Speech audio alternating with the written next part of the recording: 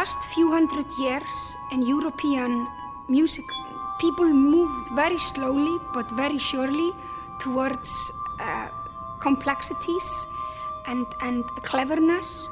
And in the end, my opinion was generally creating music like food for thought, for the brain. Then in the middle of the century, from completely opposite angles, from folk music or pop music, whatever you decide to call it, and on the other angle, serious music or classical music, decided both to shake off all that armor of the brain and start very simple with minimal things.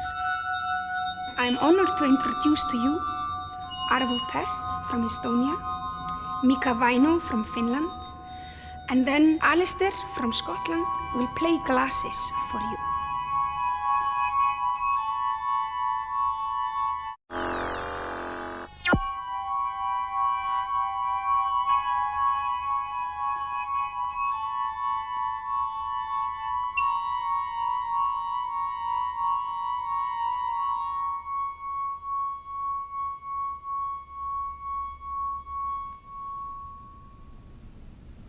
Brilliant. I think the thing about the instrument that fascinates me is the fact that the vibrations are set up directly by the player's touch. I can't think of any other instrument where that happens. You know, you either have to draw a bow across a string or use a mallet or blow. But here, it's my finger actually vibrating on the glass. And if you look into the glass, you see the water going round there. You can actually see the vibrations. And the harder I press, you see it change. And also, as far as I'm aware, it's the only instrument, the only non-mechanical instrument, where the sound will just go on indefinitely. Just keep going. And it certainly becomes quite hypnotic. How do you decide how much water is in each one?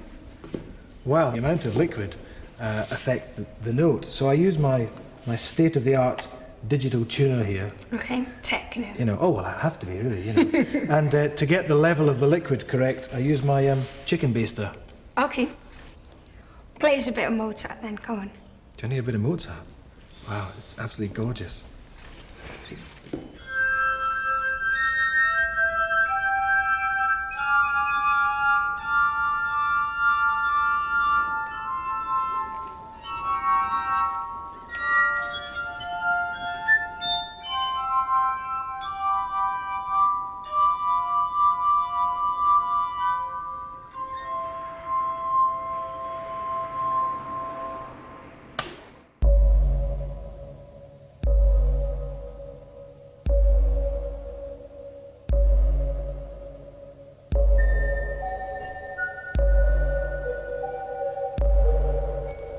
When I was asked to do this program, it was very important for me to introduce the people I think are changing music today. Mika Vaino is from Turku in Finland and works in Barcelona. I heard first about Mika Vaino's music when I came to London 5 years ago. It was very refreshing for me to hear electronic music from sort of a Scandinavian point of view.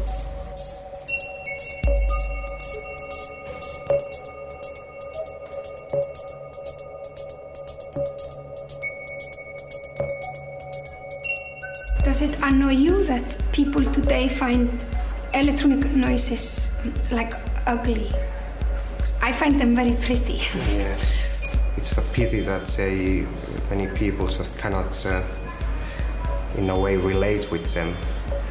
Of course, I agree some of them are ugly for me as well, but quite many are interesting and beautiful as well.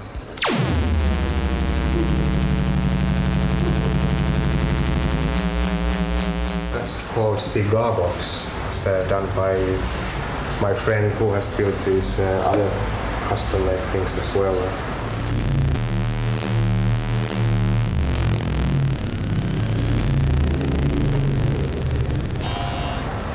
Most beautiful cigar box I've ever seen.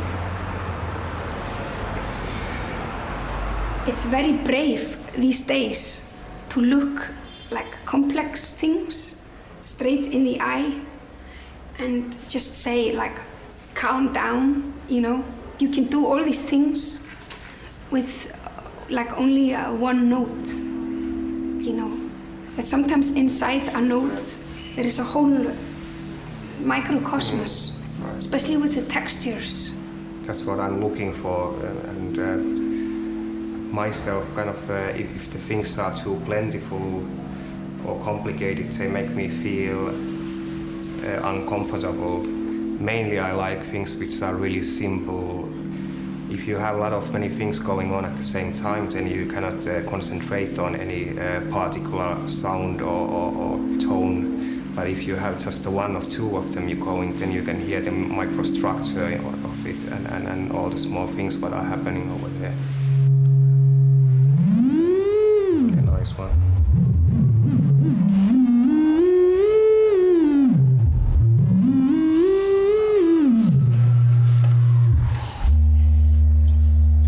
Brilliant. Public Enemy would kill for this. I think sometimes the role of a person who makes music is to take these everyday noises that are ugly and make them beautiful. And by this, they're doing magic.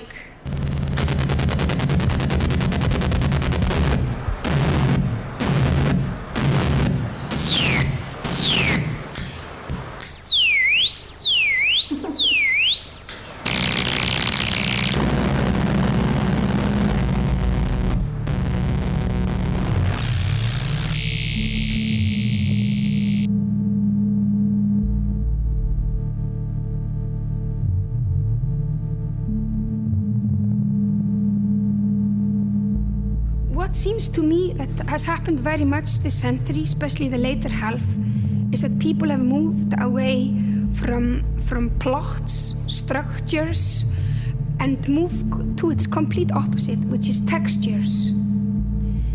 Basically, a place to live in, or environment, or a stillness.